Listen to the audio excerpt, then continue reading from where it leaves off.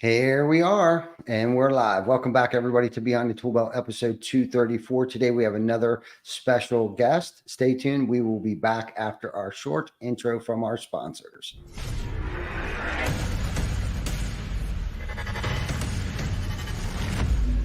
TC Backer. Roofing, siding, windows, gutters, solar. Roofing, siding, windows, gutters, solar. TC Backer.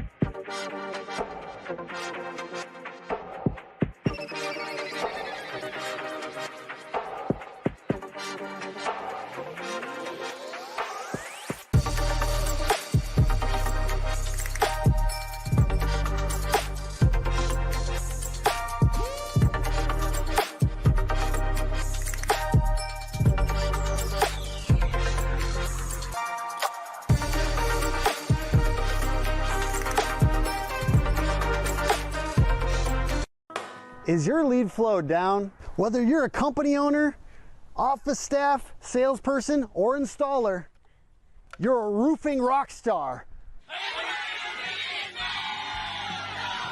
We help you get more leads with custom SEO, Google Ads, and a pro website.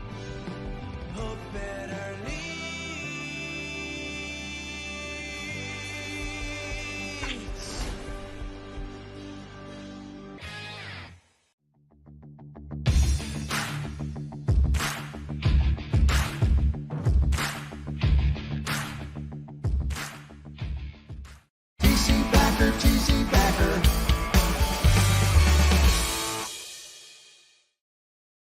And we are back. Big shout out to our sponsors, roofing.com, Lead Scout, Hook, and Roofle.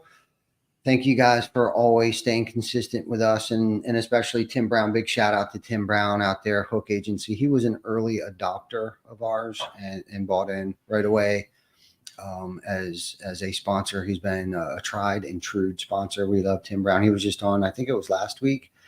We were actually down at our Greenville location, but thank you, Tim, and thank you, Lead Scout Chris Hofstra and Mike Goldstein and Travis Orvega, and of course Hunter Blue and the team over there, Diego Dante out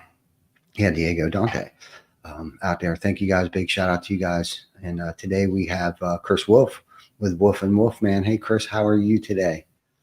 I'm stoked to be here, brother. I love your intro. Got me jazzed up. Yeah, it's a good one, man. I love, Tim Brown wrote that. So actually somebody else, he did a contest and had somebody write him a jingle. And I think it might have been Diego that came up with that. I don't remember anymore. It's been a minute, but I love his enthusiasm when it comes to marketing and branding and things like that. And I always get a chuckle at it, to become a roofing rock star. I always think of that Cypress Hill song, rap. Yeah. Oh yeah. Yeah. Exactly. I always think of that every time I hear that. So I'm glad you're familiar with that song too. It's one of my favorites. Definitely a classic. But yeah, Tim's a good dude, man, and it's always a hoot to have him on. We actually got to experience. We went on Eric O's Exhale retreat over in Cayman Island, where we got to go scuba diving together, and it was his and I's first experience scuba diving. We had to get certified before we went, and then we actually got our final certification, open water certification, when we got to Cayman. So that was definitely an interesting experience, and definitely stepping way outside both of our comfort zones. of going deep down into the bottom of the ocean, holding your breath when you're not supposed to. But that was definitely a wild experience, but learned and grew so much from it. So that'd be two really crazy experiences for me to pick from: make a jingle or scuba dive. I'm kind of terrified of both. yeah, right. Yeah, and John, our director of marketing and sales, actually wrote our jingle for us. That's his voice. He wrote it. He sang it, published it. You know, the whole shebang. He did a great job, and it's very catchy. We get a lot of people hating on it because it's like it's stuck in my head, and it's like, good, it worked. You know, Right. I'm going to bed. TC backer. I was like, well, good. That's what we want. We wanted that. We plugged that in there intentionally and on purpose to get that subliminal message sent out there. That sound waves. So, but yeah, it's all good stuff. And we learned, like we were talking earlier before we got on here, there's been a lot that we've learned when it comes to marketing, branding, podcasting, things like that. Why we got into podcasting. And most of our viewers already know, you know, we did this. We started down this path of podcasting because we didn't know how to get one of our local charitable events out there. We built these gazebos that we were auctioning off at a local home show to get them auctioned off, and all proceeds would go to the Workforce Now program, which is a program that encourages students to get into the trades. And somebody suggested doing a Facebook Live, and we're like, what is that? You know, because 4 or 5 years ago, it was kind of like, yeah, there was Facebook Lives, but I don't think it was as prevalent, especially in our industry, as it was then as it is now. So it was kind of like, okay, so we had our iPhone 8 out there. Ooh, I'm tired with TC Backer. Come on down to the York Home and Only Garden. with your arm. Yeah, right, exactly.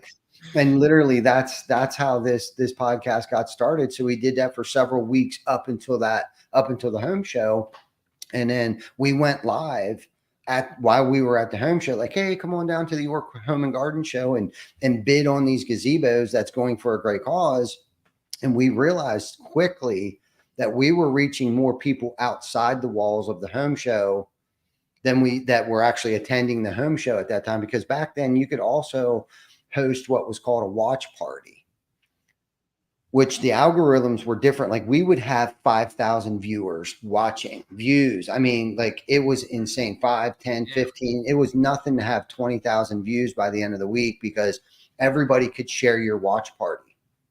And like it would just compound, and then all their friends on their feeds would see it. And it just was this huge morphing mushroom of this thing. Now, of course, things have changed a little bit. And if you can get 500 to 1,200 views, you know, within 3-4 days on your playbacks and stuff, that's, you know, you're doing pretty good. But that's just kind of how the algorithms are set up on social organically. Now you could pay to boost things, and that's something that we've chose not to do that. We've always went organic. Now, not stating that we didn't boost 1 or 2 of them just to kind of see what effect, and it definitely increased our viewership. But like we were talking about earlier, it wasn't really, we didn't really care. We don't really care about like the quantity.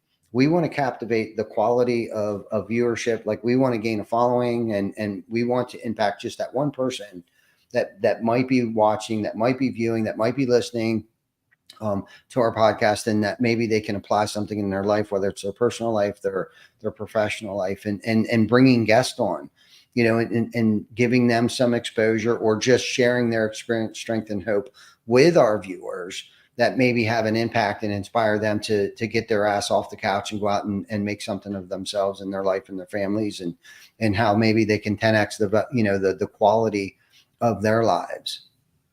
I love that. I love it. I love what you guys have done. Thank you so much for having me on. Yeah, you're welcome. So let's talk about you a little bit here. I'm done talking about myself. Not that I won't cut you off at some point in time and start talking about myself along the way here, but like, what is Wolf and Wolf? What do you guys do? So Wolf and Wolf Construction, the base of it is a residential roofing and construction company I run with my wife. Everyone always asks me, they say, who's the other wolf? Is it your father or your brother? I love getting that question because they never see it coming. I'm like, oh, it's my wife. Mm-hmm. You know, hashtag women in roofing. Here we go. Yeah. You know, I mean, been in construction for a while. This is this is my latest business over the last probably 7 to 10 years. But I've been in construction since about 20 years old, right? So Wolf and Wolf is our, local friendly neighborhood roofing contractor that we've gotten to this point built on the structure and the experiences, the failures and successes of all the stuff that led up to now. Mm-hmm. And then, we do some sales consulting and some coaching for other contractors as well, because what I found in my journey is, what changed my life. And I don't know how far back you want to go, right? But what changed my life from deadbeat, dropout, reject, not doing anything, not going anywhere, no plans, right, was being able to sell construction projects to clients. And building that trust and building that relationship and getting people to say, yeah, we want your company, or we want you to do this project. And all of a sudden, it feels like all of a sudden 16 years later, right, here we are. And people are like, where did you come from? How did you do this? And it was just like, I just got out there, man. I got lucky. I found this thing. I didn't grow up wanting to be a contractor. I don't know about you, right? But if you asked me, when I was yay tall, I wouldn't have been like, I'm going to be a roofer when I grow up, right? I was going to be a president, astronaut, all the regular stuff. But roofing is what saved my life. Mm-hmm. Now I have a wife, a family, a house, right? A business, multiple businesses that I own. And like, where did that all come from? It's because I learned how to sell to clients. Mm-hmm. Yeah, no, that's good. How did, to go back a little bit, like, how did you find this industry, or how did this industry find you? Yeah. So it was the summer when I was 20 years old, which, I got the gray in the beard now, right? So it's starting to be a while ago. Mm-hmm. But I struggled in high school. Regular education was not my jam. I ended up dropping out, actually, of high school. Got my GED, worked full-time for a while until I was 18. And then I ended up, I did go to college, and I dropped out of college too. Mm-hmm. Mm-hmm. And then my big plan, I was going to join the Navy and ship off somewhere, and that didn't end up working out. And so here I am, freaking 20 years old, feeling like a complete failure, right? I'm supposed to go to college. Didn't make it in college, didn't even make it in high school. The Navy wasn't even that interested in me. I'll be honest, had some substance abuse issues probably back in the day. When I was a young man trying to figure out my life and what mattered, what I thought mattered versus what actually matters, right? Mm-hmm. And I was just grasping for straws. I was like, I'll take any minimum wage job I can. I need to figure out something. And I found this little company called College Pro Painters. And I was like, great. Well, I'm not in college, but I'm of the age. Maybe they'll hire me. And I got hired at the lowest level of the totem pole. I got brought in as a painter, grunt work, masking windows, moving ladders, back rolling for the guys that actually knew what they were doing, mm-hmm. and did that for a summer, did the labor, worked my way up. I got promoted to a crew lead, which I thought was a big deal back then. Here I am, me and two other guys painting houses, and the corporate, as a franchise system, corporate came up to me and said, hey, we see some potential in you, and do you want to interview to run your own franchise? And I was like, no, I don't. I have no interest in business. Like, I thought business was for these like loser types, It was a story I had in my head, which is funny because I was a loser. So it was really funny looking back on it that I was like judging other people that I thought were losers. Mm-hmm. When in fact, here I am, college dropout, high school dropout, no direction. I was living in my parents' guest room. Right? Like my bedroom had already been taken over by the time I moved back in with my parents. And, but I wanted to develop as a leader. I wanted to get better. So they got me in. I started selling. And that's when I was like, oh, something's changed. Mm-hmm. Something's changed. Something's different here. And I started selling. And, they give you the tools and they kick you out there. And, you're a college kid, right? They're like, knock on doors. Yeah. Get leads the hard way, right? Mm-hmm. Funny. I mean, anyone's in sales right now, I don't know the last time you knocked on a door. It still works. Mm-hmm. It's not glamorous, but it still works, right? And I got into this program and I started selling, and I started selling more, and I started selling more, and all, and I had a lot of failures. Don't get me wrong. Heard a lot of no's. I don't know about anybody out here. I've heard a lot of no's. But luckily, through the no's and through the, I was so desperate, right? I was so tired of being a fucking loser. Pardon my language, right? But I was so tired of just, I didn't have anything going, and I got this one chance, this one company, and so I threw myself into it. I said, I don't care how many doors I have to knock. I don't care how many no's I get. Like, I'm going to brute force this thing. Even if I have a 5% close ratio, I'm going to brute force this thing. And luckily I closed more than 5%, right? But just getting punched in the face. But it turns out if you're willing to do the work and get developed on sales and get punched in the face enough times that you learn how to avoid getting punched in the face, that totally changed everything. By the end of the year, I was top rookie in North America. Year 2 came back, top 5 overall. They're trying to recruit me to do the corporate job and this and that and all that. And it all came back to the fact that I was hungry and I hustled and I was willing to do what it took to learn how to sell and to sell. Because it's the gateway of everything in construction, right? The guys can't work on projects if there's no projects to work on, right? There's no customers until you make the customers. And, I came from a very dark place, but I was very hungry. And when I got the chance to eat, I just devoured. Yeah.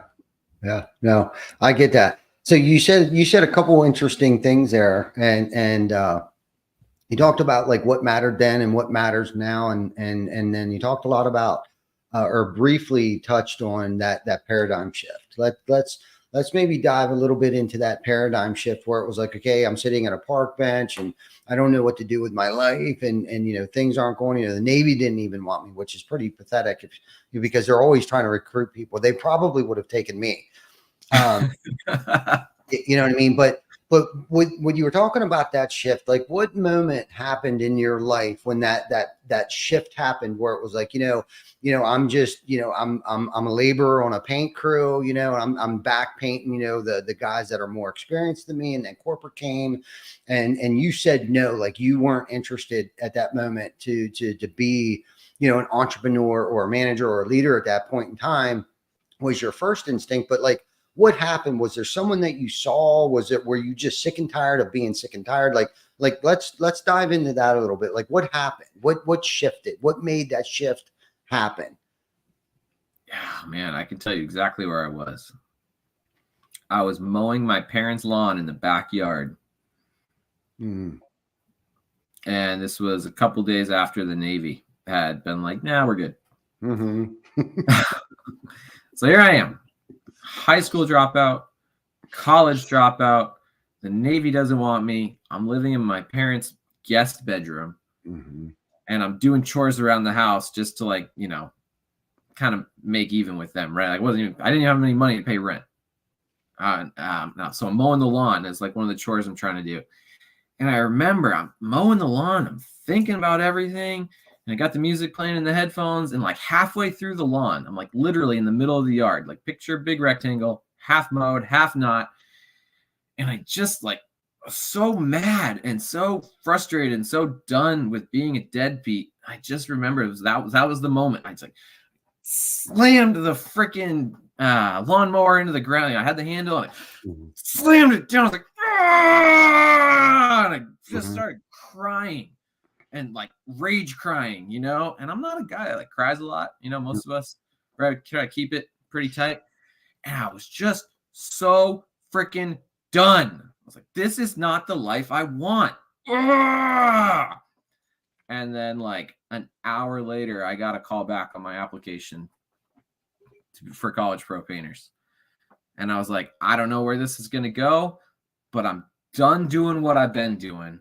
And I'm going to the next thing, and I had no idea that it was even going to go the direction it did. Right. But I was just done. I guess the other moment that led into that lawnmower moment, probably a day before, I was sitting with my dad, and I'm lucky. I have a great relationship with my dad, but if you ever had to tell your parents something that they made them so disappointed in you, right? Where they just look you know, I've got my drug problem, I got nothing going. And I could just see in my dad's face, he was just so disappointed. Not even mad, right? That's the worst part. He's just like disappointed, like, man, this is what my son has become. Yeah. And I was like, oh, fuck, right? And then that kind of led to that lawnmower moment the next day. So then, when I got my chance, I was like, I don't know anything about construction. I don't know anything about paint. I don't know anything about selling paint jobs, but someone's given me a chance. I'm going to grab it with both hands and everything I have, and I'm going to give it everything I got. I'm going to empty the clip. I'm going to throw the gun. I'm going to throw myself. I'm going to do everything I can because I was just freaking done. Yeah. Yeah. Yeah. I think that power of disappointment can move. And I know for me and a lot of other people that I know, it's like that power of disappointment. Like when you actually finally have that aha moment where you can actually see the disappointment in other people's eyes, because I think leading up to that point, we're so selfish and self-centered, and it's about it. We're very feeling, living life day to day based upon how we feel and what we can do to make ourselves feel better, whether it's a substance or, not even really caring about like, that I'm sleeping on my parents' couch and not even really identifying the fact that considers me homeless, right? Like we don't even look at these things. We just know we got a bag of weed in our pocket. I got another $10. You know what I mean? So I can throw 5 of that. I'm going to get a few more hours. Yeah. I know what I'm doing for the next couple hours and I'll figure it out after that. Right. And then it's like a bolt of lightning just like struck you, like in that yard, in your parents' family's yard with that lawnmower. Like there's got to be something better out there for me. And then sounds like what sealed the deal was like that disappointed look in your parents' eyes. Like they're beyond being mad, frustrated, and yelling. It's like now they're just like, they're at their wit's end, and it's that disappointment and that aha moment. Like, okay.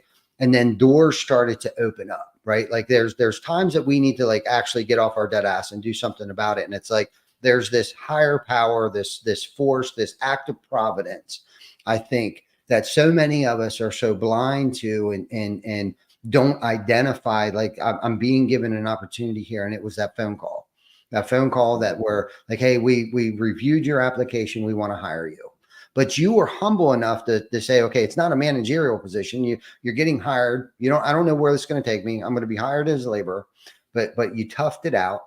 Right. And I think that's a lot of the problem with the society today is that they're not willing to start at the ground level and work themselves up and prove themselves. And it sounds like you've really like proven yourself over time where like corporate actually identified like, hey man, this kid's a hustler. So when they approached you and you said, okay, yeah, what happened next? Like, did you open up your own franchise? Like, tell us the next little trajectory there for a little while. Like what happened then after you got the job, you were labor, corporate came out. What happened then when they approached you, after they approached you? What other doors were opening up? Oh, he might be frozen. At least he's got a decent. There you are. Nope. Sorry about that. We're back. Yeah, it's okay. At least you weren't frozen like this. That's the worst, right? Yeah, you actually look pretty like you were listening to me. Well, I was until it cut out. But yeah, I want to touch back on something you said. I think ego, right? And humility and being humbled. Mm-hmm. Like I was a cocky young little mofo. I thought I knew everything. I thought, going to parties and living the fast life was the key to everything. And I knew how to be happy and successful. And I didn't need to do the hard work because I had it all figured out. Right. Mm-hmm. And I got my ass humbled to the point where I was like, all right, I got to do something different. I got to take, and then, I was, it's really interesting what you said about being open to those doors, right? Seeing the possibility. And I think the difference for someone who's going to make a change in their life versus someone who's going to keep doing the same thing is someone who's going to grab it. Like it's really corny. There's that Eminem song, right? Lose yourself. You got one shot. Do not miss your chance, right? Mm-hmm. And I think, it sounds so corny, right? But like, when you get a chance, you got to treat it like that. Like, this might be your only chance to change your life. Mm-hmm. And the people who say, I'm going to grab it and I don't care how messy it looks or how stupid I look or what it's going to take for me to get there, I'm going to grab it and I'm going to hold on tight. Those are the people that are going to make a change. Yeah. Yeah. Isn't it funny when you take half that energy that we use to be a bum, and if you can pivot that into forming positive energy, the amount that you can accomplish in such a short period of time, and I think that's something I don't think people can grasp that concept very often. It's like, I put in so much energy to keep a bag of weed in my pocket or a 40 in my hand. And it's like, okay, if I can divert half that energy over here, to be a productive citizen of society and start having a positive impact on people's lives, because let's face it, we're an anchor tied to people's asses. We're using and abusing our family, our friends. Nobody wants to hang out with us no more. And if they do, it's because they think I have something to offer them. And it's like, we're using each other. That's kind of like it's a very transactional relationships over here. And it's like, once that paradigm shift happens, it's kind of like, I am smart. I am somebody. I can accomplish things. Right. And when you have that kind of that aha moment and someone gives you a second chance, whether they know that they gave you a second chance, I think that in itself is a humbling experience. But then that sends you on a trajectory of, at least for me, where it's like, okay, I've been down and out, but if I wasn't given that second chance, I wouldn't be where I'm at. Second, third, fourth, fifth, sixth chance that I've been given. So it's like almost like our moral obligation to give back what has been really so freely given to me. It was just an opportunity. It's like, it is now my job to give opportunities to other people that may not, have it so or less fortunate, or just needs a break, like just needs someone to cut them a break. Okay. So corporate came, and what happened at that point in time? Corporate came, and did you stay with the painting company, or did you decide to like start your own painting business? So I was young. I had no idea what I was doing. So I stayed in the family, so to speak. Mm-hmm. I got recruited to run a franchise, right? So I was a business owner, but in a franchise. It was safe. It was really safe, right? Right.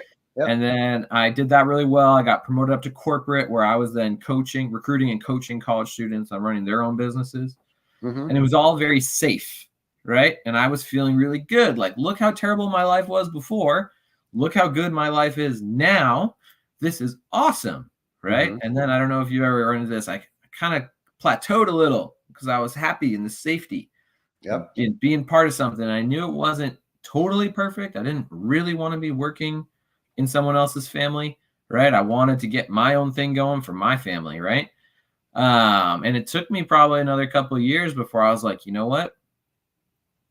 I am capable. I am smart. I am passionate. I am a good leader. I am going to make this happen. And then I got kicked out of the nest a little bit and had to start flapping. And then I realized, I'm flying. I'm flying, right? And so, and that's where I was like, let's do this, man. And so, I started learning the other trades. I got into roofing. No offense to any painters out there. I love painting. Painting was my first love. It'll always be by my heart. Painting's a tough business to make, all the money you've ever wanted to make in. Let's put it that way. And so I got into roofing. That became my main squeeze. Started learning all the other stuff, siding and windows and decks and all that. But the big thing for me was like, okay, I was in a terrible place. I got an opportunity. I hustled. I grinded. I got to a safe place. But then I was like a little too safe. And then I needed to kind of be pushed out of my comfort zone again to grind and move to the next level. Mm-hmm. And that's where Wolf Construction, Wolf Consulting, all of that kind of came in. Because I was like, all right, the safety I needed the safety, right? Because I had been, such a bum. And I got to a place where I loved myself. I respected myself again. And then, how do we take it to the next level? Really, I want to be my own boss. Mm-hmm. Mm-hmm. What opportunity was given to you at that moment? Like, okay, you said you were pushed out. Like, so what do you mean? Like your parents kicked you out? Like, did the painting company say, okay, we're kind of done with you? Like what what happened there when you got pushed out? Yeah. So luckily I'd gotten to a good financial place. I wasn't living with the parents anymore. Right. Mhm. So, the finances were up, things were going good. But the painting company, so they're North American, Canada, and US, Mhm. and they were actually getting out of the US market. Okay. And so there was an opportunity to kind of stay on, keep doing the thing for a while. But it was like, all right, I can't run a student painting business forever. Yeah. I'm going from a young man to a real man, right? Met a woman, great woman, credible woman, better than I deserve, right? Mhm. And it was just kind of like an inflection point of like, do you want to keep clinging to the old past, or is it time to kind of shed that and go on to the next thing? And then, like you talked about earlier, those messages you would get, Mhm. I kept getting customers who were just like, hey, yeah, we want to hire you. We want to do, and like the first 3 months, I got all these customers. It was like one of my best booking stretches I've ever had. Yeah. Right. Because I was so connected with my purpose and Mhm. like, hey, this is what I'm doing. This is where I'm going. And people loved it. They were like, yeah, dude, good for you. We want you to replace our roof. And I Mhm. was like, cool. I want to replace your roof too. Let's do this. Mhm. Right. And it was terrifying. But it was like once I took that leap, I got so much positive response, Yeah. and I was used to that feeling of being uncomfortable from before when I got into construction, that like, I don't know what I'm doing, but I think this is the right direction, and I'm going to work really hard and do my best I can for my clients and my people, and we'll see what happens. And I really reconnected with that energy, and it Mhm. just took off, man. It was like, Yeah. cool. God, universe, whatever you want to call it, something was like, Chris, this is the way. You can do this. And I was like, all right, I'm going. Yeah. And it's so cool too. You talked about it a couple of times about, stepping outside your comfort zone. And I think we talked about that a little bit before we went live here. And it's like, that's where success happens. Like nothing good really happens on the couch where I'm all warm and snuggly with my favorite blanket and the dog's cuddled up on my lap, and I'm watching my favorite TV show. Like that's not where success happens. Success happens on the outside. They got to crack that door open and go and explore this area of your life where it's like, what, this is very uncomfortable to me. But it sounds like, you were willing to take that chance, take that risk, and due to stepping outside your comfort zone. We talk about this topic all the time, stepping outside your comfort zone. And it's just like going to learn how to scuba dive and all these things. And it's like how I've been able to apply this metaphorically and physically and virtually in my life. If I can learn how to scuba dive, there's not much I won't be able to accomplish in my life. And I'm sitting here thinking about like the history of your life in a nutshell that you explained to us is like all those uncomfortable times. So it sounds like, the unfairness that we might have is that our threshold for pain is much higher than most people, most entrepreneurs. Like the threshold for pain is much higher. And that willingness to take a risk, that willingness to step outside our comfort zone is really the differentiator between mediocrity and success. So having said that, what would you say was your scariest thing that you faced or challenge, even this far into your career? How did you overcome it? And what did you learn from it up until this point? Well, I was listening to a spiritual guru a couple weeks ago, and he's talking about the idea of like your spiritual death, right? And like rebirth, right? I don't Mm, want to get too religious, but like, and it's non-denominational, right? But it's like the idea of like we have this ego and this idea of ourselves, and we're so worried about how people are going to take it or what it's going to look like in the world, and we almost have to like die. We have to kill that part of ourselves off and step into our new persona, right? And so I feel like the good news about all the struggle I went through with the drugs and the dropouts and the Navy didn't even like all that stuff, it really like kind of killed that part of me, right? And so when I went out to go from the big franchise company that I had some independence, but it was still a safe thing, and I went out on my own, the analogy that I use, cracking the door open, sure, I strapped some wings on and I started running towards the cliff.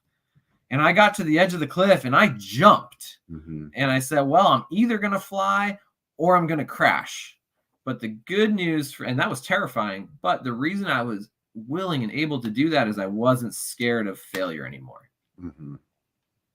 looking back on it to when I was a young man and I was abusing substances and had all these unhealthy habits, I was terrified of failing. I was just terrified. I was like, no, I can't, right? And so then I just failed so badly as like a human that luckily then I got into this new path. And then I was like, okay, so I'm going to run towards the cliff and I'm going to jump off. And if my wings don't work and I crash into the ground, well, then I'll just get back up and I'll do something else or I'll do it again. Right. And that's what I always tell people, how do you get so many sales? How did you learn so fast? Like, I just failed a lot more. Yeah. Like big picture failures, sure, right? But then in the business or in my profession, right? Didn't land that job because I missed XYZ. Boom, failure. Move on, learn from it, right? And so it was a very scary moment to finally actually go out on my own and pursue my dream of running my own business. But I wasn't scared of failing anymore. And I knew even if I failed at running my business, it was going to help me somehow. And that's what I want that's what I want everyone to know, right? Is failure is not the end of the process. Failure is part of the process. And even when you're super successful, even when you're TC backer and you've got all these locations and all this stuff going on. I mean, I don't want to put words in your mouth, but I'm going to guess you make mistakes still, right? 100%. Right. And that's just part of the deal. And, it's freeing, and it can be big failures. It can be little failures, but you're going to fail and you're going to move forward. And, luckily when I did jump off the cliff, my wings worked and I flew, but I didn't allow the fear to stop me. And I knew if I crashed and burned, I would get back up again. Yeah, no. And that's great too. And, cause failing's sitting there and you were talking about, you were a failure because and same with me. It's like, we weren't even attempting to try anything other than whatever our selfish motives were, right? Like to get high for the day or whoever we could mooch off of, so we weren't even attempting. Right. And then if we did attempt something, we quit it early before the miracle happened. Right. So that's failing in itself. It's like failing isn't, trying to achieve something and mistakes happening along the way. Like those mistakes are learning. That's a part of the learning process of bolting those wings on, jumping off the cliff, hitting the bottom, bouncing a few times, picking myself up, dusting myself off. Like, okay, maybe I should have ran back further, got a lot further running start. Maybe I should have jumped higher. Like now I got something now I got some matrix, right? Now I got some data. Now I got some information to learn from, and what can't be measured can't be scaled. But if I'm not even doing anything that could potentially even be measured, how am I supposed to scale this thing? Right. And it's like, with attempting these things, but like, don't quit 5 minutes before the miracle happens. Vic and I was just talking about like, we're doing the Fearless 44 together. And it's like, I accidentally forgot to do my live one night, but I've done every single thing else for the past 79 days. I've worked out for 79 days. 44 days wouldn't have got me where I'm at today. I needed those extra 41 days when I accidentally, I think it was day 38. I forgot to do my freaking live, right? Even though we went live on Wednesday, people were trying to co-sign my shit. Like, but you did your podcast. Yes, but it wasn't my intentional to end life. But I didn't quit. There's a couple of things here. One, I didn't quit, right? I didn't see the results I wanted to see yet. And I knew 44 days wasn't going to be enough. So I said, Vic, hey man, Vic, come do the Fearless 44 with me. I need accountability, a partner here. That A, so I don't forget to do anything. And B, so, integrity wise, I'm doing everything, right? Because nobody really knows if I'm doing all this stuff, but I promise you 99% of it I've done for the past 79 days. I'm still not where I want to be. Does that mean in the next 3 days, I'm going to quit? No, there's still certain aspects. So still certain things that I want to learn that I got involved with in this past 79 days that I need to complete. That's going to take much longer. So we've done the 6 bricks. We didn't do the fulfillment 50 this time. We did the 6 bricks. So as I'm reviewing the 6 bricks, I'm all but like journaling and I'm extending things out as the days go on. It's like, I could just quit when my day 44, that's the last video. Hey, I'm done. No, this is just the beginning of the journey. I'm just getting started because I myself have created the habit of the things that thank God, working out on a daily basis, eating right, getting to bed at a certain time, reading a certain amount of pages in a book. I'm not going to do the scroll and dial anymore. I probably won't do the 2-minute lies every day. I might still stick to that. But the thing is, what it's done for me, it has taught me one to all of these uncomfortable things and rearranging my schedule to make sure I get an hour workout in place, a 2-minute cold shower. These are things that I'm not going to ever stop doing. Why? Because I've done it long enough where I've actually started to see the results. Is it what I want them to be yet? No. But if I quit, I would fail. But if I continue down this journey, and I don't even know what that really looks like yet. But you know what? I'm enjoying it. I've gotten over that pain where I'm not sore every day and my back doesn't hurt. Like I've worked out enough where it's like, okay, if I'm not sore, then I didn't work out hard enough. Okay, so you're pain through pain, there's growth. So there's a lot of analogies and metaphors that how we can look at this, where it's like, if I quit, I failed. But if I continue down this path, and I may not be getting the results as quickly as I think that I should be getting, maybe I'm doing something wrong. Maybe I need to raise my hand and I need to ask for help, but I'm not going to quit. I'm not going to give up. I'm not going to quit. And in life and in business and in family and in health, all of those things, that's why people get out of shape. They give up. They gave up on themselves. They quit. They quit. They failed. Education, continuous education. I need to continue. I need to remain teachable, right? I don't want to quit. I don't want to be the dumbest guy in the room because I refuse to ask questions, right? The smartest guy in the room is the guy raising his hand. I don't care what anybody says, because there's somebody else in that room that also doesn't know the answer to that question. Okay. If I addict, right? Oh, yeah. I had one relapse. I'm effed. I'm Yes. done with being clean. I'm screwed forever. We just said the same thing. You know what I mean? When I was on that journey I was a couple Fearless 44s ago, I was attempting to stop smoking cigarettes. And I had this great idea that I would smoke one less cigarette every single day. So then by day 22, I was going to quit. That was it. I was done. Well, guess what? I smoked a cigarette on day 23, and I was just devastated. I mean, I was devastated. I couldn't quit. It was maybe it would work for other people, but that process didn't work for me. I actually ended up starting over again, and everybody was like, dude, but you're quitting.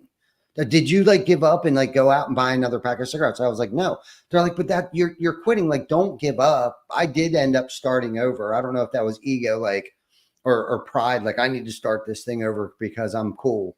I don't know what it was at the time. This was probably 2 years ago in Utah. We were in Utah on the road, which made it even worse. But I did, you know what? Eventually I quit smoking cigarettes. Like, I never gave up.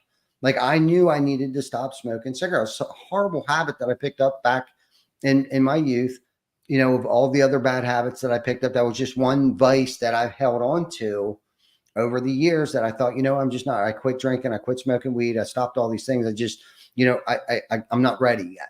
I haven't suffered enough consequences. And that's what started going through my mind, that I didn't start experiencing any consequences other than bad breath. I smelled like cigarettes, which was enough consequences. Like, I didn't want to have to be, suffer from emphysema, carrying around an iron lung and those things, because being a knucklehead like me, like, I need to experience enough pain before I get off my dead ass and do something about it. And I just didn't want cigarettes to be that scenario, that case. I did not want to like experience something really detrimental to my health. It was like, okay, now it's a good idea to stop smoking cigarettes. But I stayed to it. I stayed true. I was like, you know what, we're going to stop. I'm going to stop smoking cigarettes. And I applied some principles that I apply in other areas of my life to stop smoking cigarettes. I applied those same principles that worked in every other facet of my life. Why wouldn't it work in this facet of my life? I just need to take it one day at a time. If I smoke one less cigarette than I did yesterday, right? Or if I smoke one less pack this week than I did last week, that's an improvement, right? Just one pack a day, right? One cigarette a day. However, metaphorically, I wanted to look at that. I just wanted to smoke one less cigarette today than I did yesterday. Well, and something that you said that resonated with me multiple times there is the standard you hold yourself to. Mm-hmm. right? Because you're talking about like with the live stream, people were trying to be like, oh no, man, you're covered because XYZ and it's okay, right? Yeah. Or, you know, with like the cigarettes, people, oh, but you know, and I think what's really crucial for anyone in any endeavor is what standard are you going to hold yourself to? Mm-hmm. Right. And that's when you're going to start to see, okay, this is different. I've been holding myself here, but now I'm going to hold myself here. And that's just what it is. Even if someone else says I'm off the hook, I know I'm not off the hook. I can do better. I will do better. Yeah. Yeah, for sure. For sure. So let's get back to like you were talking about like what mattered then to what matters now. We've heard kind of like what mattered. We both talked about like kind of what mattered to us back in the day. What matters to you today, man? Well, the first thing that matters to me is gratitude and being grateful, right? Mm-hmm. Everything stems from that. I'm grateful for the success I've had. I'm grateful for the people that have helped me. I'm grateful for the clients that have chosen us, right? I'm grateful for the woman who said, yeah, I trust you with the rest of my life. Let's do this. Right. And I was like, when I was young, I had no concept of gratitude. I thought that was some hippie shit that old guys talked about. You know, I was like, gratitude to me when I was 20 was, I got my new bag of drugs. Woohoo. You know, that was gratitude. Mm-hmm. Gratitude now is, how do I put this? Gratitude now is a place of like action. You know, I'm grateful that I have this job in my community, that my neighbor can call me and say, hey, my roof's leaking. I need your help. Can you come fix it? I'm grateful that I have purpose. I'm grateful that I have a family. You know, like I used to think Friday nights and Saturday nights were the most important nights of the week. Mm-hmm. Right. But now Friday night and Saturday night are the most important parts of the week because those are the nights that my kids get to stay up after bedtime because there's no school tomorrow. And we can cuddle and watch movies and stuff. Right. Mm-hmm. I'm grateful for my job that I can actually, you know, like build roofs for people or teach other contractors how to sell better so that they can have better lives. Mm-hmm. You know, it sounds so corny. One of the things I've heard you say a bunch of times, right, is give it away. Give it away. You know, I was never giving anything away when I was younger and in a different place. I wanted everything for me. I wanted it for me. I wanted my success, my money, my party, my happiness. And it was actually something that Zig Ziglar said. Rest in peace, the legend, Zig Ziglar. Mm-hmm. You give enough, if you help enough other people get what they want, you'll get what you want. And the first time I heard that, I was like, no, that's ridiculous. What does that even mean? Right. Mm-hmm. But now, as I've mentored more people and coached more people and helped out in the community, and maybe this lady can't afford a roof, but she really needs one. So let's get creative. What can we do? Right. Maybe we get Owens Corning to donate some shingles. You know, maybe we get the guys to do a big work party on the weekend. Right. Like whatever. I just realized there's so much more depth to life when you're living for a purpose. When I'm here to help, I'm here for my family. You know, spirituality can be a big part of that for people, right? I feel very connected to like my place in the universe, but it all comes back to gratitude. I had no gratitude before, and now I live with gratitude, and I'm happier than I've ever been, even when bad shit happens, right? Mm-hmm. You know, you get a tough customer that's just really taking you through the ringer and holding you to an unbelievably high standard that's way worse than anybody else, right? I'm grateful for that. I'm grateful for that customer that they still chose us. I'm grateful that they're showing us how we can get better, you know? Mm-hmm. Mm-hmm. And that was just a context I never had before. Yeah, that's great. Let me ask you a personal question here. Do you think that you are so caring and open-hearted and give it away because of your past history and that you feel like deep down inside that you may owe a debt to society or to the universe? Yeah, I owe a debt that can never be repaid. I mean, it's really hard to, I mean, you understand, right? But it's hard to explain to people like how much of a loser I thought I was. Mm-hmm. I never really thought about suicide necessarily, but it was like just because I was too selfish. You know, it wasn't like I was like, oh, I have all this stuff to live for. You know, my life was like this black hole. Yeah. And someone gave me a chance at the right time, and I was ready for it, and I grabbed it, and ever since then I've been trying to give that chance back to the next guy. Mm-hmm. Because it's so rare, right? Well, it's actually, it's not, the chances aren't rare. What's rare is our ability to see them and grasp them. Mm-hmm. Because there's a lot of chances. There's a lot of companies. There's a lot of people, right? But yeah, I mean, if you would, I was just talking about it, it's Father's Day, right? It just happened, Father's Day weekend. I took my dad, I took my old man out to a Brazilian steakhouse, all you can eat. Mm-hmm. Don't worry about it, Pops. Get anything you want. Get the extras. Buy some, get a drink for yourself. Whatever. I don't care. It doesn't matter. Mm-hmm.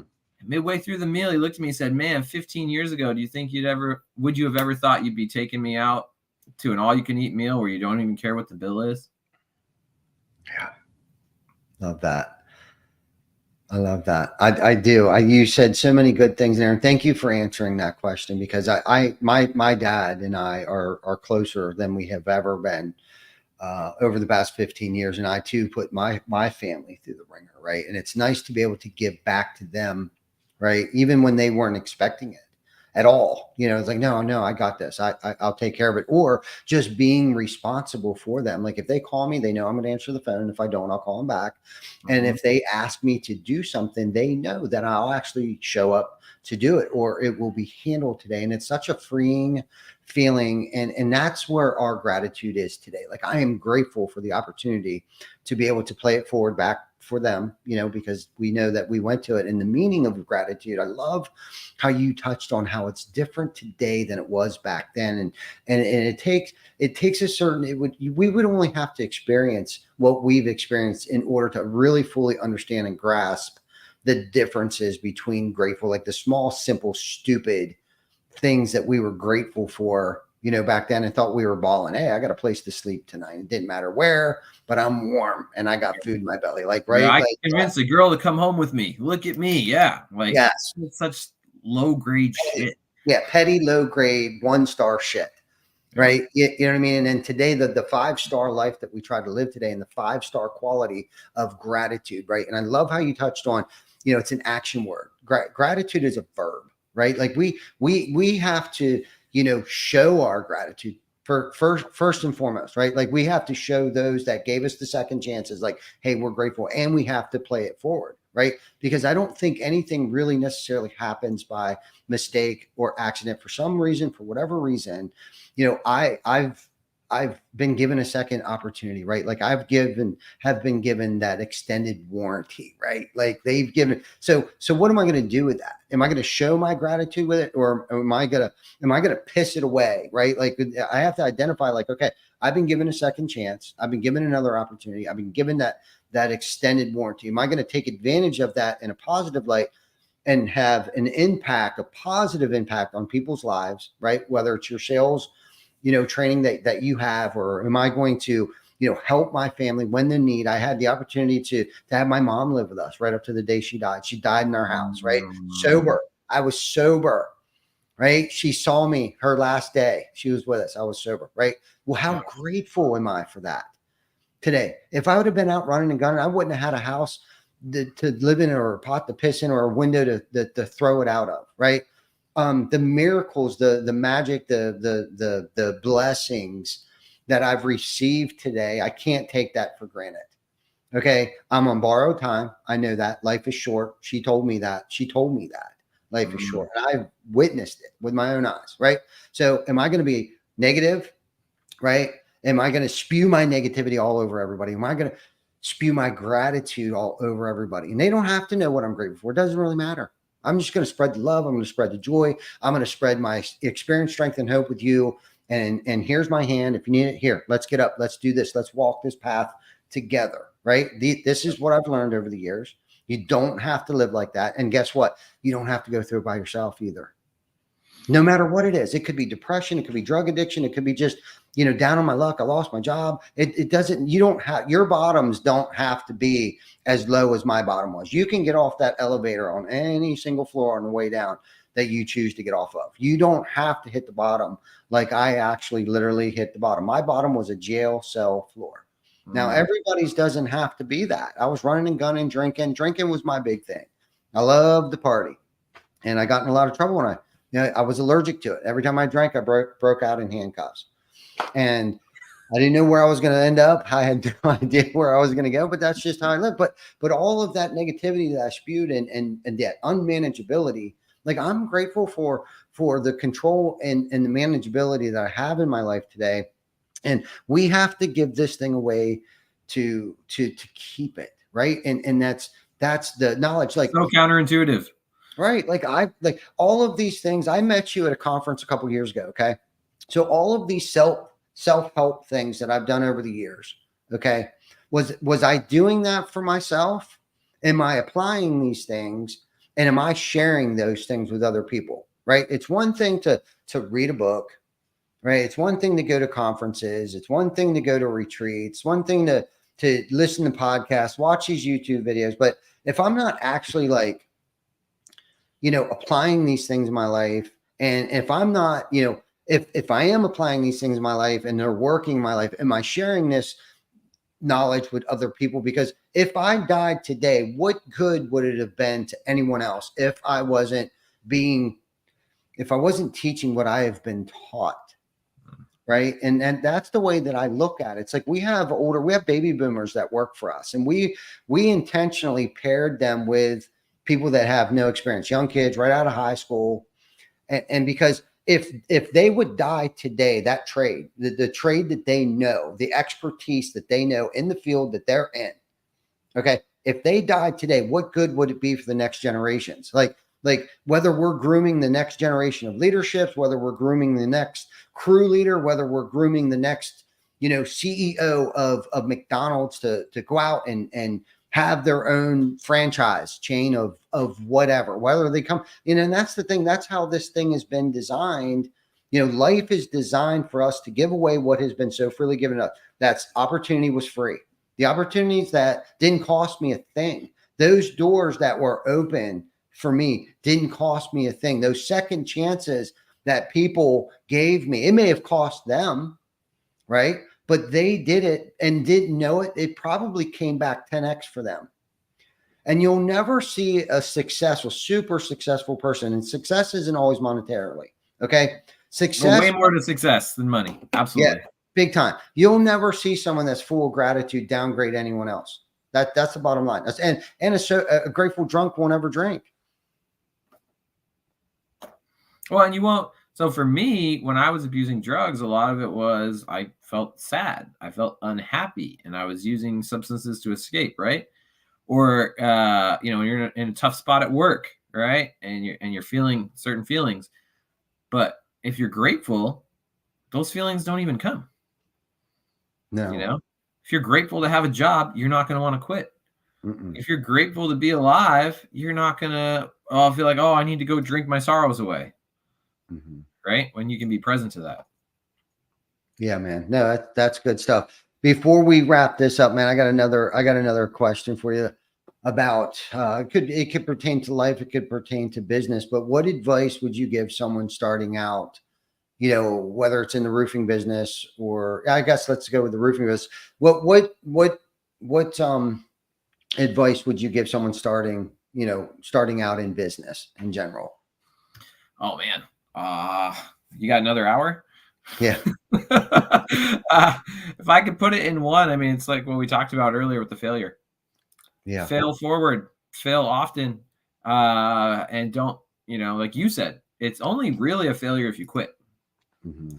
But if you stick with it, and you keep going, and you keep fighting, and you keep learning, and you keep going, eventually you're going to look up 15, 16 years from now, and you're going to be making however many hundreds of thousands of dollars a year with your amazing partner and your amazing house, and you're going to be a guest on Beyond the ToolBelt, and you're going to be like, how the hell did I get here?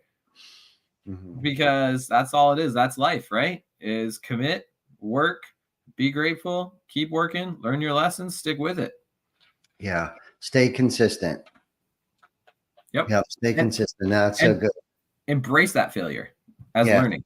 Yeah, absolutely. Look for the opportunities that failure had created for you, the eye-opening, experience that you got to witness, right? Because I that's how you got to look at things. Like when that door closes, just know two more doors will be opened up for you. So no, that's great. That's a great way to wrap up this episode of Behind the Tool Belt. Chris, we'll have to get you back on here in a couple months. We'll get you back on the show. Let me know when you get your podcast up and running, man. I'd love to be a guest on your podcast as well, and we can share it to our virtual stages as well, and help promote what it is that you're trying to do for our industry, the changes that you're trying to make, and leaving it better than it was where you found it. And I know that's what you're about, and that's what I love about you. That's what gravitated to Jana and I to you when we first met you. I think officially introduced each other was at lunch. I think it might have been 2 years ago at the couples retreat. I think was the first time that Jana and I met you and your lovely wife, and give her a hug and a kiss, man, and don't ever forget where you come from, bum, and remain humble. Everybody out there, remain humble, and also thank you for tuning in on your lunch break, if that's what you're doing today, and get out and enjoy the wonderful weather of the summertime that we're experiencing, at least over here on the East Coast. And don't forget to like, love, subscribe to our YouTube channel, our Facebook page, Behind the Tool Belt, Spotify, Google, and Apple Play. Until then, we will see you guys next week for episode 235. We will have R.D. Saunders with the Maxwell Group. We'll be on the show next week, so don't forget to tune in next week. And we appreciate everybody. Until then, stay tuned. Adios.